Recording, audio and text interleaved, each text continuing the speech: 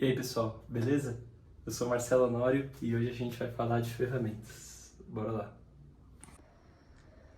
Bom pessoal, se vocês chegaram aqui através do título do vídeo, né? Que eu coloquei aí quais ferramentas usar, né? Para fazer um motor de carro em casa, a gente já vai chegar lá, tá? Eu já vou falar das ferramentas. Mas eu queria fazer alguns adendos antes, né? Alguns comentários. Hoje eu moro no interior de São Paulo, em uma casa, mas eu já morei em apartamento. E todas essas ferramentas que eu tenho, elas ficavam guardadas em caixas antes na casa da minha mãe, que eu morava lá com os meus pais, né, quando eu era solteiro. E para mim é uma realização eu poder ter esse painel aqui, colocar minhas ferramentinhas penduradas. Ainda tem coisa que eu deixo aqui do outro lado, que eu não vou mostrar hoje, mas que ainda ficam em caixas, aquelas caixas igual caixa de fruta do Ceasa, sabe? E então, de novo, para mim é uma realização eu poder colocar minhas ferramentas no painel ali, ter tudo de fácil acesso, né? E assim, eu não comprei tudo isso daqui do dia para noite, né? Eu não sou milionário, tipo, e nem precisa também para ter essas ferramentas, mas ao longo de bastante tempo você consegue juntar, né? Então, se você olhar, tem bastante ferramenta antiga, né? Você vê que elas estão tão desgastadas assim, elas têm as marcas do tempo, né? Esses soquetes mais antigos aqui, ó, esse outro jogo de soquetes. Isso aqui são ferramentas que eram do meu pai e eu guardo com bastante carinho, assim. Apesar delas não estarem mais tão funcionais, igual esse aqui, ó, tem fita isolante enrolado no cabo e tal. Poderia muito bem, eu tenho outros alicates que estão mais novos, né? Apesar de que esse também era do meu pai, esse era do meu pai. Meu pai já, infelizmente, é falecido, né? Então eu herdei essas ferramentas aqui que eram dele. E, e são ferramentas funcionais, assim, essa catraca aqui é desse jogo de bits, né? Tudo, apesar de muito antigo, ainda funcional. Esse martelinho aqui, ó, na minha infância, apesar do cabo ser novo, eu coloquei recentemente porque rachou de fora a fora, eu brinquei a minha infância inteira com esse martelinho aqui, pregando coisa em tábua velha, tudo mais. Então, são ferramentas aí que eu junto de uns 15 anos pra cá com os meus recursos, né, com eu comprando tudo mais, e outras que muitas dessas chaves combinadas aqui vieram do meu pai também. Então, é um misto, né? E quando a pessoa é hobbyista ou é entusiasta, dê aí o nome que quiser, ela acaba gostando de fazer muitas das vezes, né? E tem duas razões principais para ela se interessar por mecânica, comprar ferramentas e começar a fazer sua própria manutenção. Pode ser por amor ou pela dor, né? A dor geralmente é quando o cascalho está curto, né? E você não consegue pagar para alguém fazer e, e você acaba fazendo por uma questão econômica, né? Você não consegue pagar o profissional para fazer e acaba se virando nos 30 ali. E eventualmente comprando alguma ferramenta para fazer essa manutenção. Conforme o tempo vai passando, você vai ficando um pouco com a situação financeira um pouco mais estável, você começa a ter capacidade ali de pagar pelo profissional, mas você gosta de se dedicar, é um passatempo, é um hobby, né? E muitas vezes também você prefere você mesmo fazer por ter ali uma certeza, nem sempre, às vezes as pessoas demoram para encontrar um profissional de confiança, então elas continuam fazendo por si mesmas por muitos e muitos anos aí. Hoje eu conheço mecânicos assim que eu confio, mas eu gosto de fazer, então eu acabo fazendo em casa. E muitas vezes o que você ia pagar para o pro profissional fazer a manutenção, você compra a ferramenta e vai ter ela pro resto da vida ali para fazer os serviços que você precisar.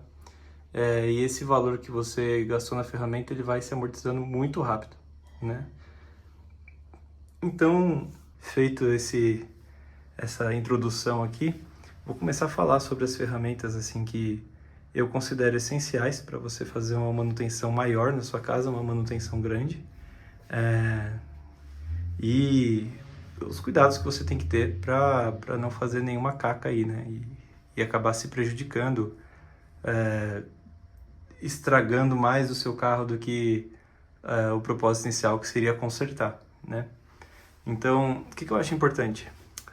Essas catracas aqui, elas facilitam muito a vida.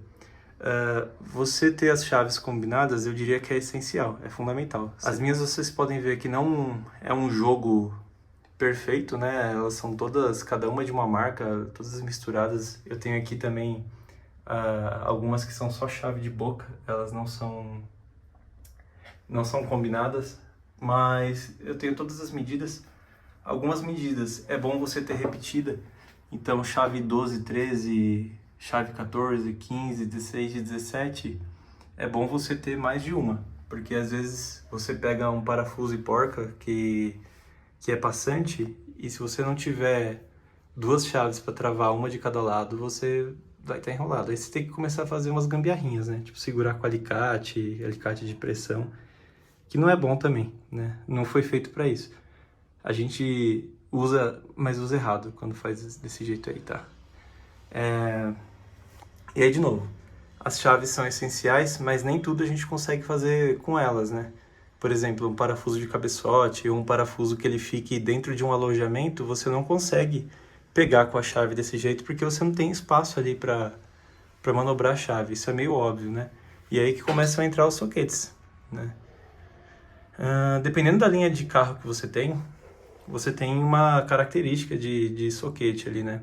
Eu, como gosto muito dos Chevrolets de GM, a maioria dos GMs ou é essa Torx aqui quando o parafuso é fêmea, ou essa chave E aqui, que é o Torx fêmea, né? Tipo, a chave é fêmea e o parafuso ele tem a cabeça nesse formato, né?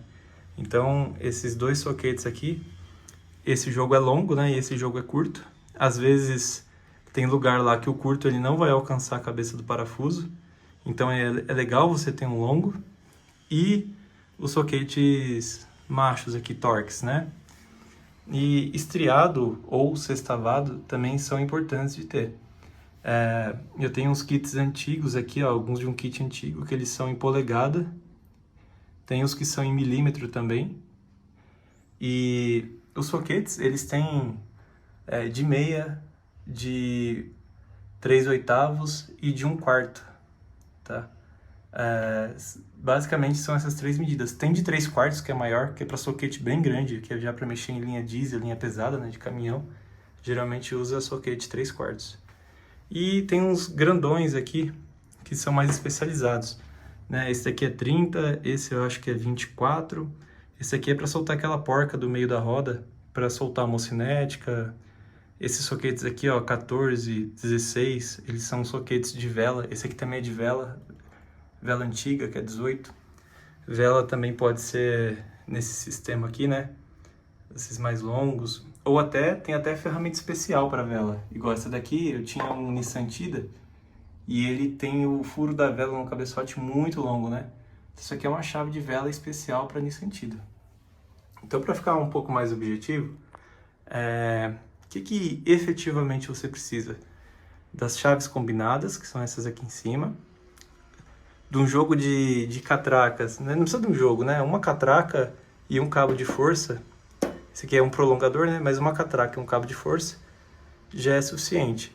Só que seus soquetes têm que ser padronizados, né? Se sua catraca e seu cabo de força são de meia, você tem que ter os soquetes de meia ou um adaptador para quando você quiser usar esses menorzinhos aqui.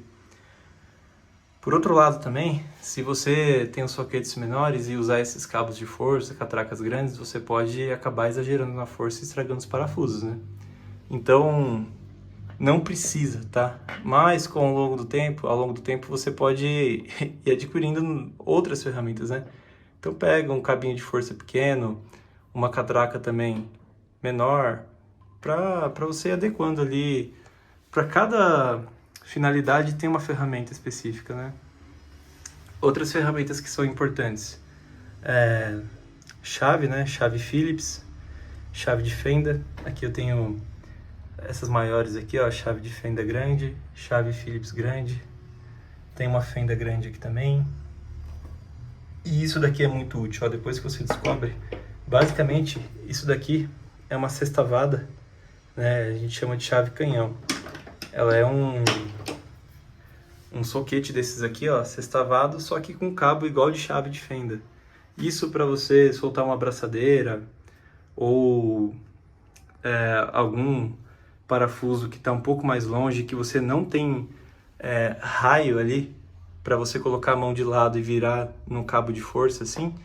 Essas chaves canhão são excelentes assim para você soltar, apertar parafusos que estão em posições mais profundas ali dentro do cofre do motor.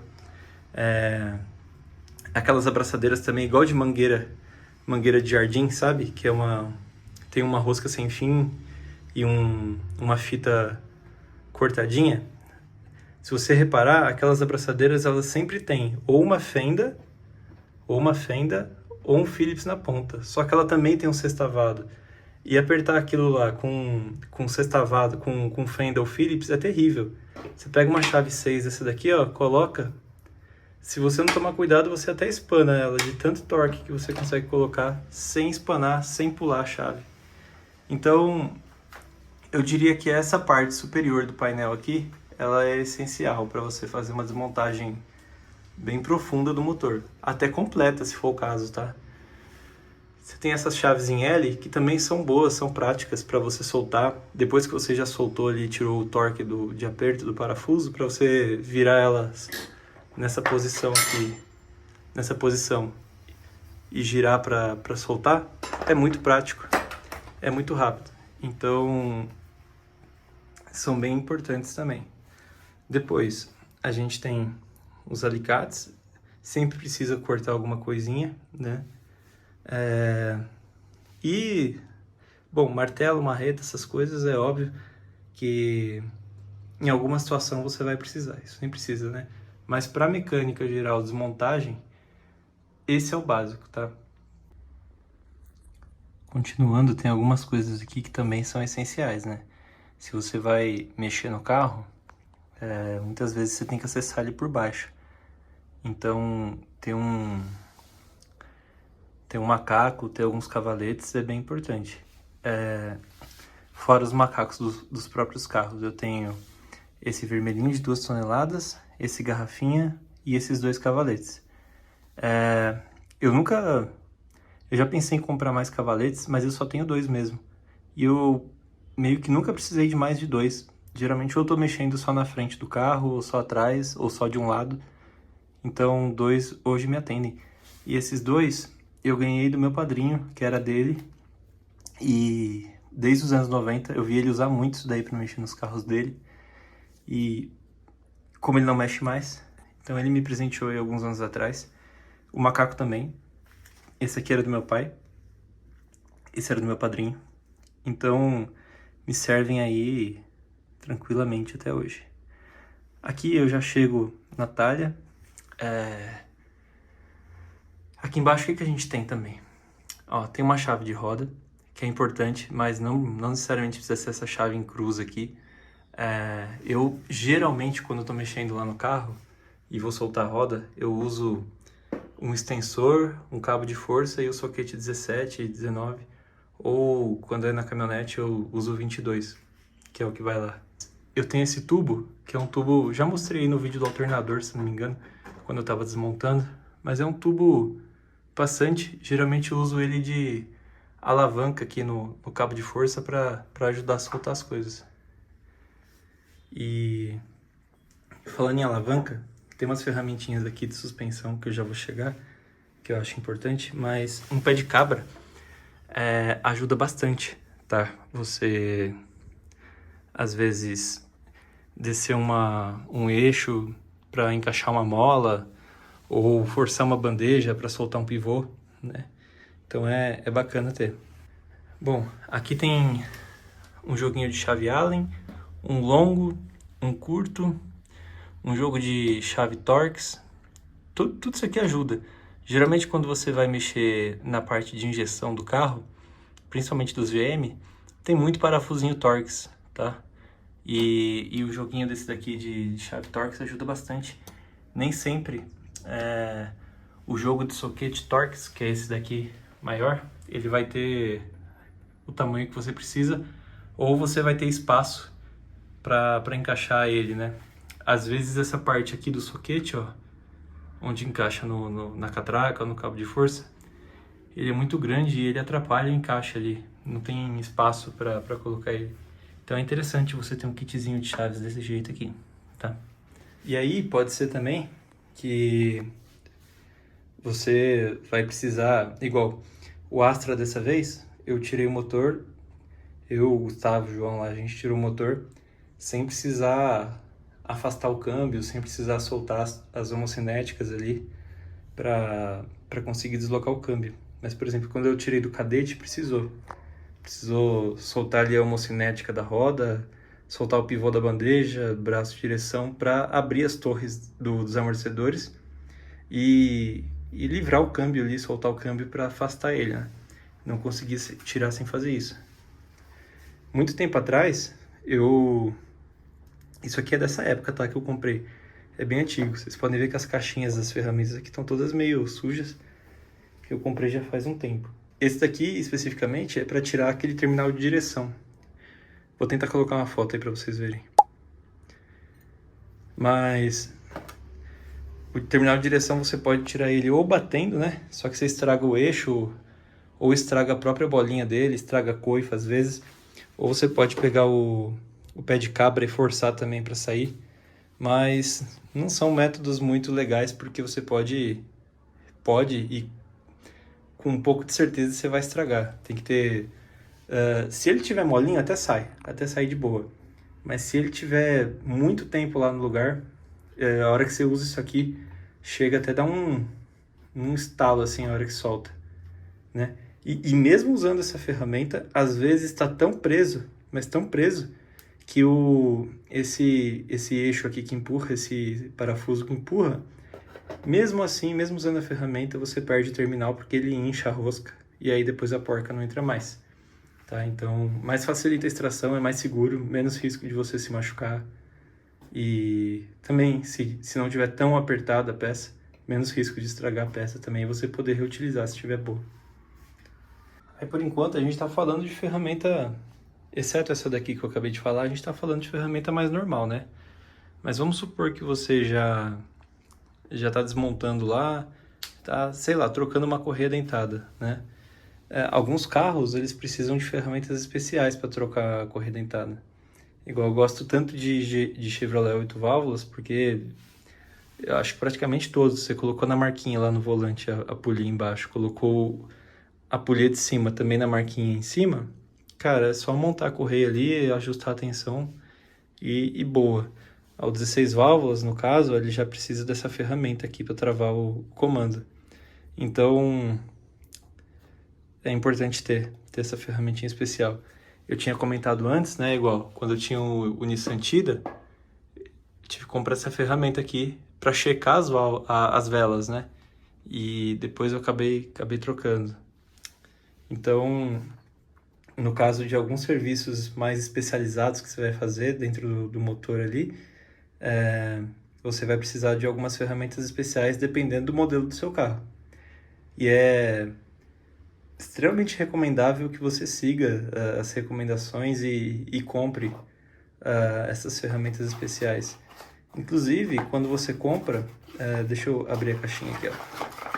Vem um manualzinho, geralmente vem um manualzinho de como prosseguir com aquela manutenção. Ó, então vem um manualzinho de instruções e tem bastante dica de como... Dica não, né? Tem todo referencial aqui de como usar. Eu já vi outras ferramentas especiais, não só dessa marca como de outras, e sempre é bem útil, bem explicativo e te ensina a fazer todo o serviço que é relacionado ao uso daquela ferramenta. Então é bem legal de ter. Esse daqui também tem um manualzinho parecido com esse dentro. Então é importante você ter as ferramentas especiais para esses trabalhos, né? Aqui um saca-polia também acho importantíssimo você ter. No vídeo do alternador lá eu falei um pouco mal desse cara, né? E vou repetir o que eu disse lá. Apesar de eu não achar tão bom, me ajuda aí há muitos anos a fazer as manutenções. Depois que você já desmontou todo o motor, você precisa tirar o motor do carro, né? Eu não tenho lugar para ter um guincho girafa, né? Que eu gostaria muito de ter, mas pelo tanto que eu uso, que é muito raro, eu tirar o motor do carro, eu fiz algumas vezes na vida, mas foram poucas. Então se eu tivesse, ia estar tomando chuva só, porque eu não tenho onde pôr dentro de casa, e teria usado pouquíssimo. E não é muito viável alugar, pelo menos aqui onde eu moro. Então tem esse guincho talha aqui. Quem assistiu o vídeo da desmontagem do motor do Astra, eu vou deixar o card aqui em cima, dá pra ver lá na timelapse a gente levantando o motor com isso aqui, é muito prático. Mas, de novo, se você não tem isso não vai te impedir de tirar o motor também. Você só precisa ter algum lugar pra pendurar. Isso daqui, ó, deixei aqui atrás de propósito. Uma polia, ó, de pedreiro, de subir saco de cimento na obra. Isso aqui eu tenho há muitos anos, eu vou colocar uma foto aí agora, da primeira vez que eu usei isso, para tirar um motor de cadete. Não é lá um jeito muito bonito, mas funciona, que é uma beleza. Você engata a corda ali, e amarra no motor e puxa e sai do mesmo jeito que com a talha, do mesmo jeito que com uma girafa, né? Então, o ditado já diz, né? Quem não tem cão caça com gato. A polia pode ser o seu gato aí, para você conseguir fazer o que você quer. Bom, eu percebi que o jeito que eu tô contando aqui é meio numa ordem cronológica de quando você começa a desmontar o motor ali, começa a desmontar os periféricos no carro, né? Até eu cheguei a comentar aqui de você levantar o carro, de você tirar o motor do carro. E aí terminar a desmontagem também são essas mesmas ferramentas aqui. Mas você vai chegar numa hora em que você vai começar a medir o teu motor por dentro, né? E isso daqui é essencial? Olha, eu vou ser sincero, eu não acho que é essencial, tá? Essencial. Primeira vez que eu fiz um motor, lá em 2014, que foi o do Cadete, acho que eu tinha só isso aqui, tinha só um paquímetro. E dessas outras ferramentas que estão na mesa aqui, súbito, jogo de micrômetro, relógio comparador, base magnética, medidor de compressão do cilindro, eu não tinha nada. Só tinha provavelmente esse paquímetro aqui que eu tenho há bastante tempo. E aí, o que eu fiz? Eu montei esse motor, andei quase 100 mil quilômetros com ele e não tive nenhum problema. Só que o que eu tive que fazer? Tive que jogar limpo com a retífica lá, que era o saudoso Luiz Mancini, que também infelizmente já nos deixou, mas cheguei no senhor Luiz lá da retífica, falei, olha, senhor Luiz, eu vou montar esse motor, eu tenho algum conhecimento, só que eu não tenho nenhum instrumento de medição. O que o senhor me entregar aqui, eu vou montar. O senhor pode, por favor, conferir todas as medidas do motor para garantir que vai dar tudo certo? E ele conferiu, né? Ele fez o trabalho dele de retífica lá, me garantiu que estava tudo certinho. E na confiança, eu acho que isso não é o certo, tá? O certo é quem está montando, conferir se está tudo certo. Não é unilateralmente para o lado da retífica, essa responsabilidade também é do lado de quem monta. Mas naquela ocasião, era isso ou ficar sem carro. Uma hora eu conto aí como eu estava nessa época, né? Eu estava sem grana e o jeito que eu tive de conseguir ter um carro de novo foi comprando esse carro que estava com motor ruim e consertando o motor. Então, não recomendo que faça isso, mas se não tiver alternativa, se não tiver como ter essas ferramentas, conversa com a retífica, explica a situação, mostra o caso, né? Seja humilde ali, fala das suas limitações, que possivelmente as pessoas vão te ajudar, tá? E outro ponto, tá? Se vocês olharem aqui as ferramentas que eu tenho, espero que a ZAS nunca veja esse vídeo, mas a ZAS é uma linha mais de entrada, né? São instrumentos de metrologia, de medição, que eles não são tão caros. É uma linha até... Eu gosto muito da qualidade pelo valor que entrega, né? A gente tem umas marcas bem famosas, assim, que são referências, tipo Mitutoyo, acho que Digimesa é uma marca também que tá bem famosa e muita gente no YouTube usa e recomenda. Mas eu sempre usei esses produtos da ZAS e eu nunca tive um problema de erro na metrologia, assim. Eu acho bem confiáveis. Esse relógio comparador eu tenho faz tempo também. Tem o outro aqui agora que é do Súbito, né? Esse aqui tem uma escala um pouquinho maior, um fundo de escala um pouco maior. Tem a base magnética também. Só esse carinha aqui que não é... O meu, pelo menos, mede errado. Se eu pegar o paquímetro aqui, colocar e medir com o micrômetro, mede, que é uma beleza. Bate muito, muito, muito certinho. Esse cara aqui já dá uma diferencinha. Então, para coisas que... Ah, eu só tenho que comparar. Isso daqui tá igual com isso, usar tipo um compasso, ele vai bem. Mas para ter uma medida exata mesmo, eu prefiro usar o analógico ainda, tá? Por mais que esse daqui tenha mais casas decimais, seja mais fácil de você ver ali os centésimos, né? Mas eu não tenho muita confiança. Eu prefiro usar esse aqui mesmo com uma precisão na escala aqui, um pouquinho de 5 em 5 centésimos, né? Ele tem a precisão na escala. Esse daqui seria de ponto 1 em ponto 1, mas ele não tem essa precisão toda, não.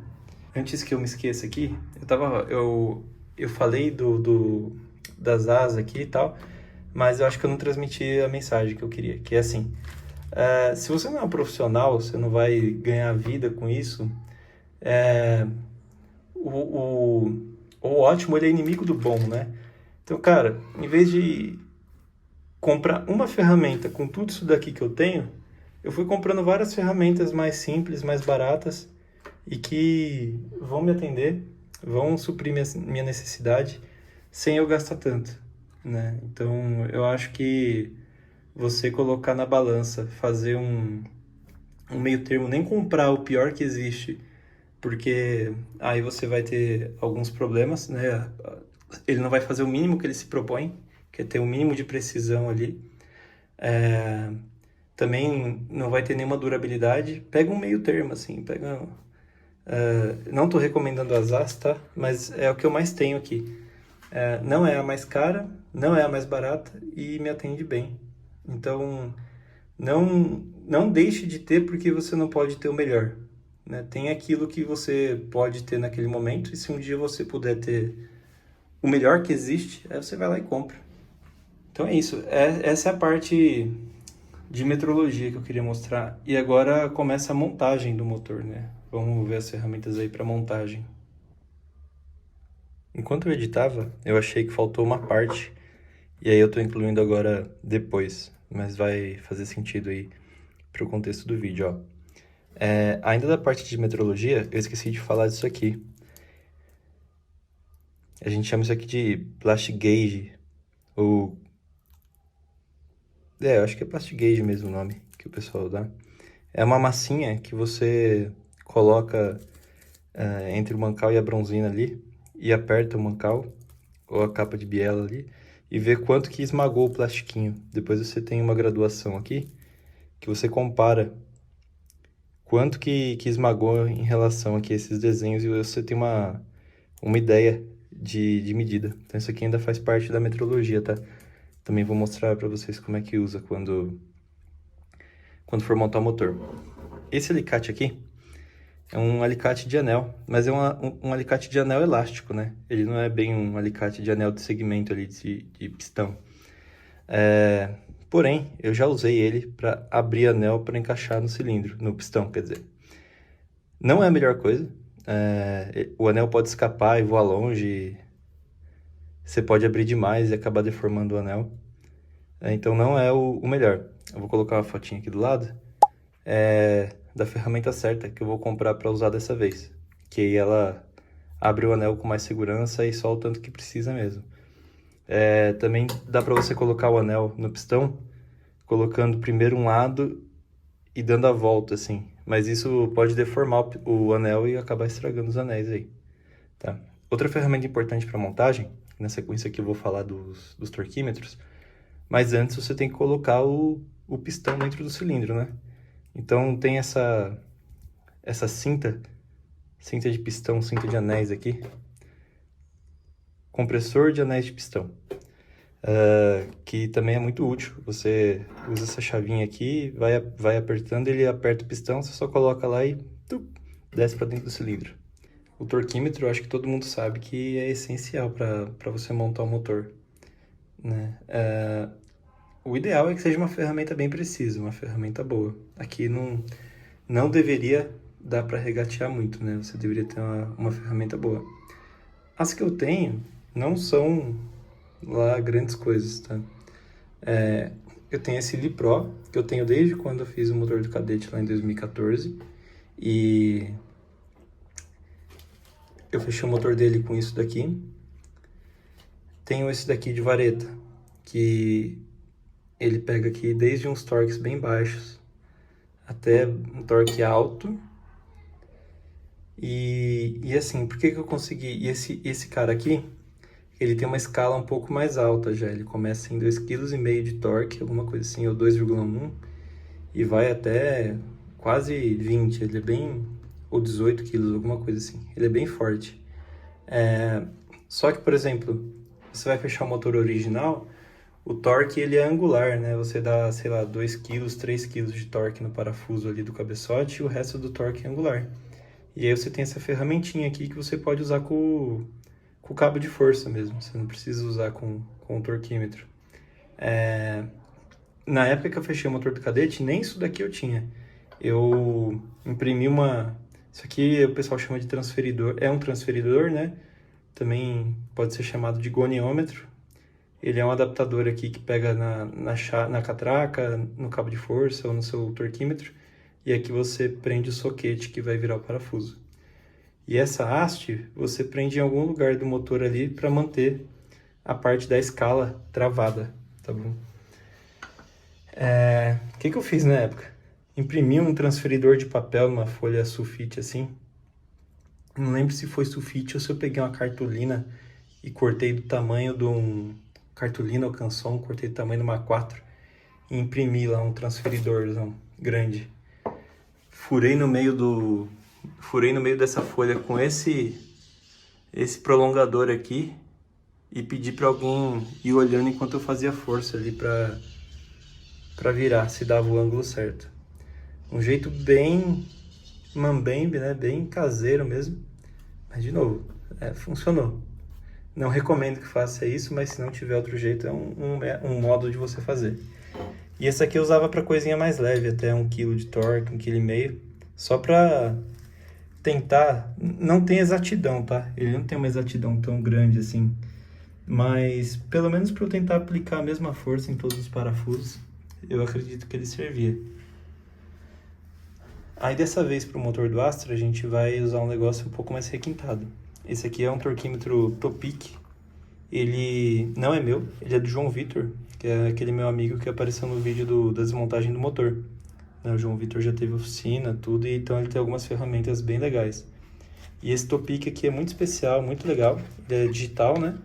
E ele tem uma escala, se eu não me engano, de 6 Nm até 90, né? Então, de 0,6 até 9 kg, mais ou menos.